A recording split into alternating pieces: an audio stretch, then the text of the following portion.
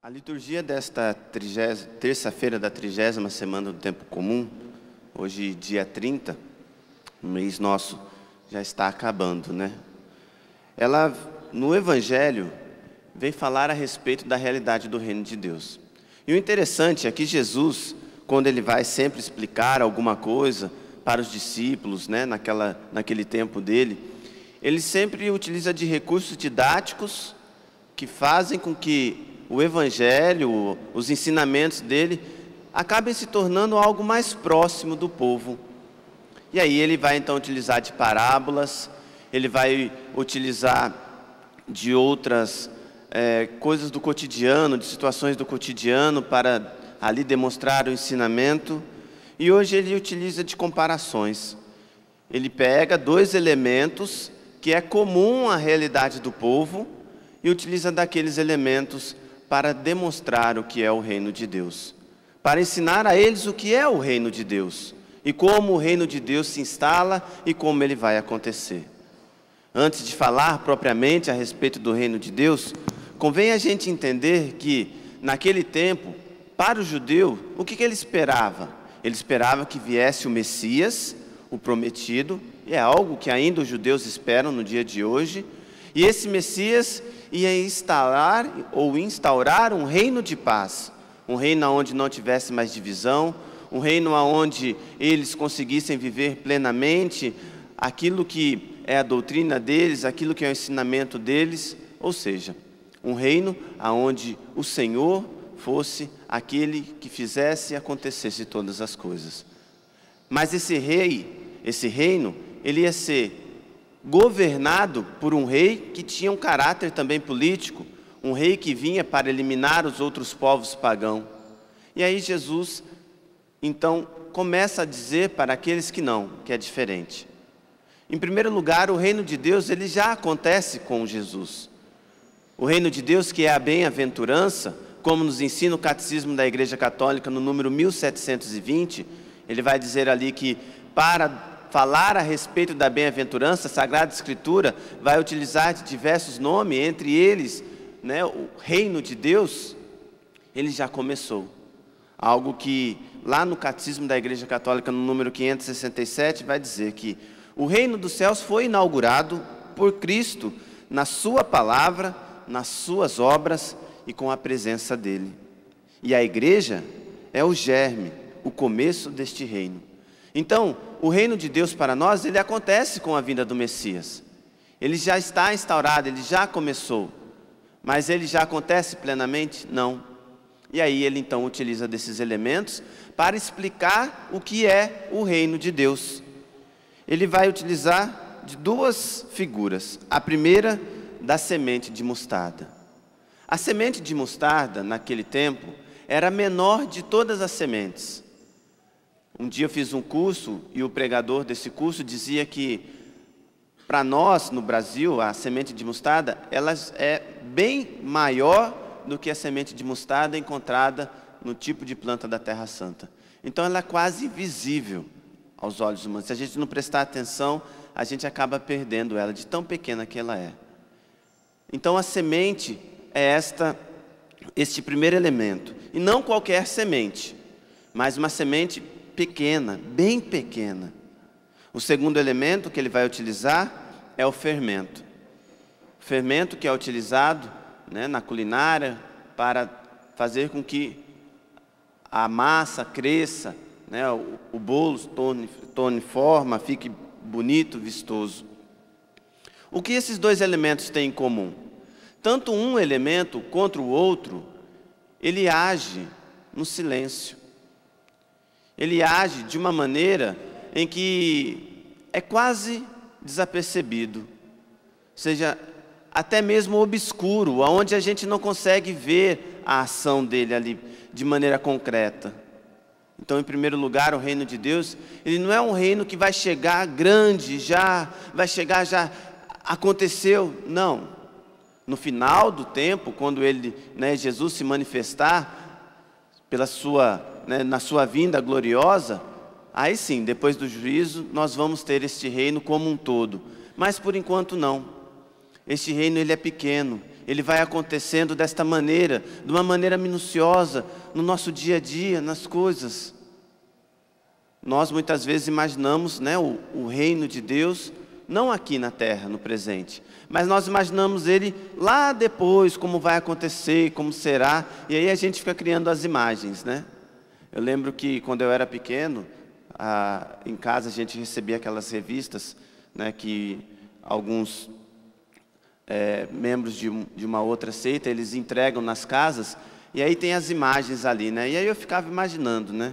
Se fosse hoje, imaginar como seria o reino de Deus, eu digo que ele teria um pouquinho do Brasil, um pouquinho de cada canto do Brasil, né?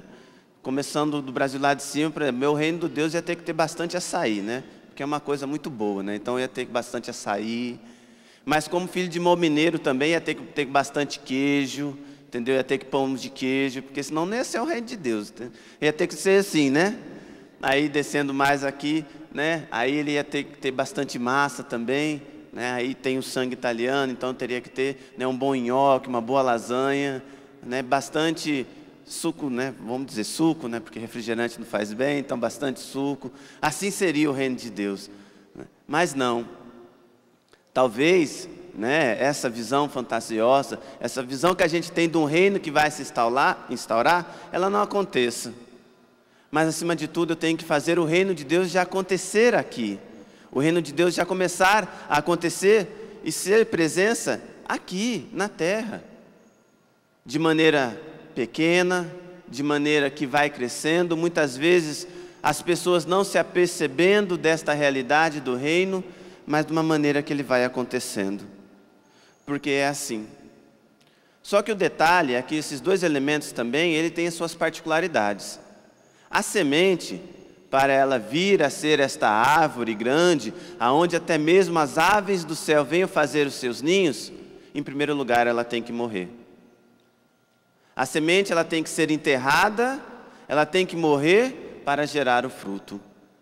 Então assim também vai ser na nossa vida. Jesus quer dizer o quê? Para mim e para você. Ele quer dizer que para que você comece a instaurar o reino de Deus, para que você comece a fazer com que o reino de Deus aconteça, é necessário em muitos momentos da sua vida você morrer para as suas vontades, para que tenha fruto, para que gere fruto. É isso que o Senhor quer dizer para nós no dia de hoje. E aí ele continua dizendo, o fermento, como que o fermento age? Em primeiro lugar, ele é misturado a uma porção muito maior daquilo que não é ele. Então vai dizer aqui que ele é uma pequena porção que é misturada a 3 porções de farinha. Ou seja, ele praticamente já perdeu também aquilo que era a essência dele. Mas o fermento, mesmo sendo pequeno, estando em meio a algo que é muito maior e que muitas vezes aos olhos humanos, aqui traduzindo para a nossa realidade, é o que você vive, aonde você diz, não adianta mais, eu não vou continuar falando do nome de Jesus, ninguém quer saber. Eu quero viver, eu procuro viver, mas aqueles até mesmo dentro de casa não querem saber, não querem viver. Quando eu saio então, eu só vejo devassidão, eu só vejo contradição, eu não vejo as pessoas vivendo o Evangelho. Mas é isso que Jesus está dizendo com o fermento. Nós temos que ser essa pequena porção que adentra, que se mistura, que se faz um com o grande, mas que ao mesmo tempo é capaz de transformar esse grande. E o fermento, para acontecer isso, ele sofre também. Porque eu lembro que quando minha mãe fazia pão caseiro em casa, né, pão em casa, porque hoje em dia, né, você tem pão caseiro em casa, né? Porque às vezes você compra, né? Hoje é engraçado, né? Você compra o pão caseiro fora, né? Então, minha mãe fazia em casa os pães e eu ficava na expectativa, né? Porque ela fazia aquela tira assim, aí trançava e colocava lá. Aí eu ficava lá de olho, né? Aí não acontecia nada. Eu saía para brincar, a hora que eu voltava, aí eu sempre colocava um pano de prato em cima, né? A hora que eu voltava, aí estava um pano de prato mais elevado. Aí eu olhava e ficava admirado, que aí crescia, aquele pão ficava assim. A ação do fermento. Mas que para isso acontecesse, teve que ter a ação do calor ali. O fermento, ele teve que também, né, sofrer as consequências daquilo que que era do tempo, no caso ali do calor, para sofrer a reação química dele e assim ele surtir o efeito. Então também, muitas vezes, você vai ter que sofrer as consequências da evangelização na sua vida. Talvez não seja o calor, mas talvez seja a calúnia, talvez seja a mentira, talvez seja a perseguição.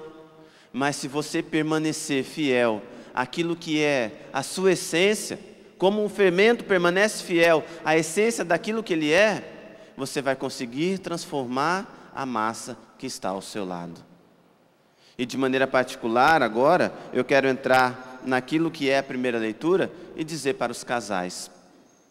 Paulo, hoje, ao falar para a comunidade de Éfeso, ele vai diretamente falar da relação entre marido e mulher. Aqui eu só faço um adicional. Eu quero dizer como aquilo que, com o começo da primeira leitura, onde ele vai dizer que ele se dirige a quem? Aqueles que temem a Cristo. Então também digo a mesma coisa. Eu me dirijo àqueles cristãos, principalmente aos batizados, aos católicos. Porque senão, alguns estão me acompanhando e aí vão querer utilizar a frase e aquilo que o padre vai dizer fora do seu contexto.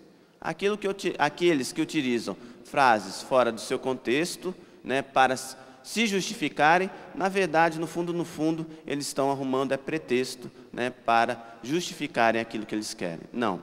Então eu me dirijo primeiramente aos cristãos, de modo particular aos cristãos católicos, para compreender aquilo que eu quero dizer.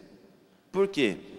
Porque para nós entendermos a leitura de hoje, a primeira leitura de hoje, nós temos que partir de Cristo. E aqueles que não fizeram uma experiência com Cristo nunca vão compreender aquilo que Paulo quer dizer à comunidade. Porque Paulo, ao falar da relação entre marido e mulher, ele compara esta relação entre Cristo e a igreja.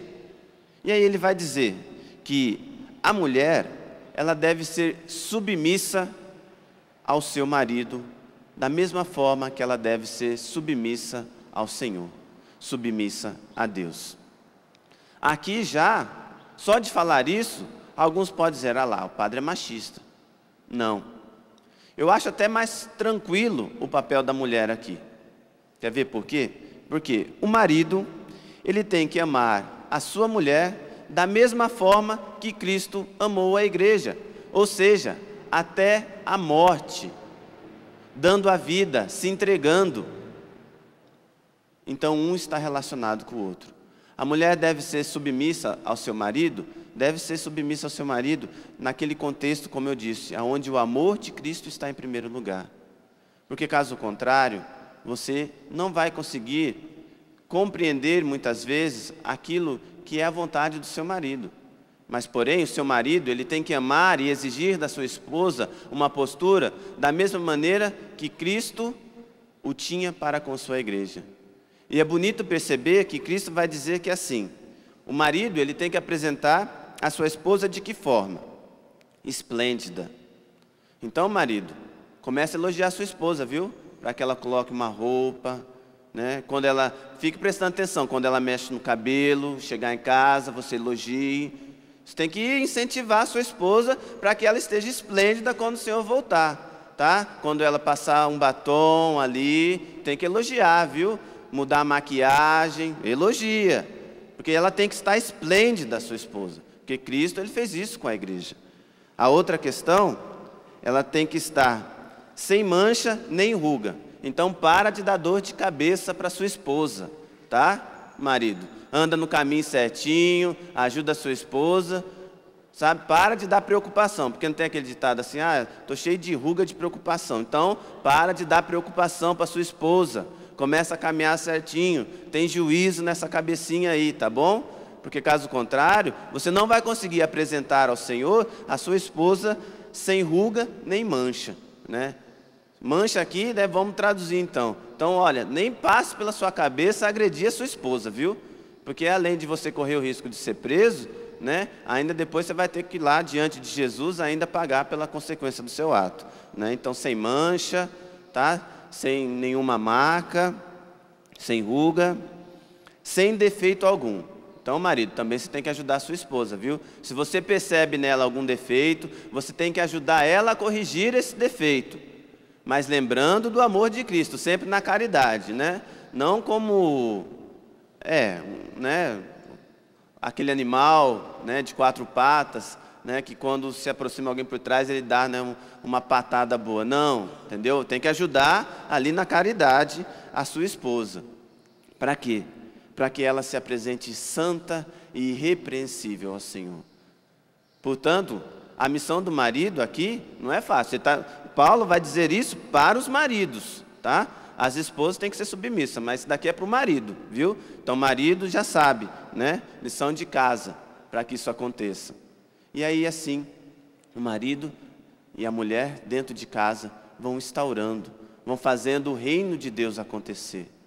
Porque como Paulo vai dizer, o homem e a mulher vão deixar a sua casa, vão se unir e se tornar um só. Então, em primeiro lugar, o reino de Deus ele tem que começar em você. E se você é um com sua esposa, ele tem que começar dentro da sua casa. Lembra da semente que ela tem que morrer para dar fruto? Você também, marido e esposa. Em determinados momentos, vocês vão ter que morrer para a vontade de vocês, para colher os frutos do matrimônio lá na frente. Lembra do fermento que se mistura, mas também que sofre as mudanças por causa do tempo? Também vocês vão ter que fazer assim. Vocês muitas vezes vão ter que esquecer aquilo que vocês aprenderam, como vocês aprenderam dentro de casa, com o pai e com a mãe, para se unir ao seu marido e começar de novo. Às vezes a maior crise, e ali no confessionário, eu como padre às vezes pego um ou outro, de um casal no começo do matrimônio é o quê? É que a mulher traz tudo aquilo que ela aprendeu de casa e o homem traz tudo aquilo que aprendeu de casa, que normalmente é diferente, porque são famílias diferentes, culturas diferentes, e aí eles querem, cada um, viver da sua maneira que aprendeu, dentro agora do seu lar. Não bate, não vai, não acontece. Então vocês têm que se misturar. Vocês têm que um misturar ao outro, ao ponto de fermentar no outro o reino de Deus, para que aí ele aconteça e o matrimônio de vocês perdure. Para que mesmo que venham as dificuldades, as tribulações, ele se permaneça de pé. Ele produza o efeito que ele deve produzir, a santificação. E como regra de ouro, vai dizer, né, que aquele que ama a sua mulher, aquele que ama o seu marido, como ama a si mesmo, esse então ele consegue realizar e cumprir aquilo que é a vontade de Deus. Portanto, cada um de nós é chamado, no dia de hoje, a realizar o reino de Deus, cada um à sua medida, cada um da sua maneira. Aqueles que são chamados ao matrimônio, como eu disse, dentro do seu matrimônio. Mas aqueles que são consagrados, a vida consagrada, também na vida consagrada, dando testemunho. E eu encerro com as palavras do Santo Padre, na última quarta-feira, onde na catequese dele, ele dirige a sua palavra, no finalzinho da catequese dele, diretamente aos cristãos, dizendo como deve ser a nossa atitude, daquilo que o mundo está precisando hoje, para que o reino de Deus cada vez mais seja percebido pelos outros que não o querem viver. Vai dizer o Santo Papa, Bento XVI, o nosso tempo exige cristãos que tenham sido arrebatados por Cristo, que cresçam na fé, graças à sua familiaridade com a Sagrada Escritura e com os sacramentos. Pessoas que sejam um livro aberto, que narra a experiência da vida nova no Espírito, a presença daquele Deus que nos sustém no caminho e nos abre para a vida que nunca mais terá o fim. Portanto, o mundo de hoje precisa de cristãos decididos, cristãos que fizeram uma experiência com Cristo e por isso têm a capacidade de já ir anunciando o reino de Deus dele, que acontece já aqui no nosso meio. Cristãos que por ter uma experiência com a palavra de Deus, mas também com os sacramentos, é capaz de se manter de pé, firme, mesmo em meio às dificuldades. Cristãos que sejam um livro aberto, que narrem, que deem testemunho da experiência que eles fazem com o Espírito Santo. Pessoas que conseguem suportar as dificuldades deste caminho, porque sabem aonde querem chegar, ou seja, no reino definitivo, na pátria celeste, na bem-aventurança cristã que vai ser instaurada quando Cristo vier na sua glória.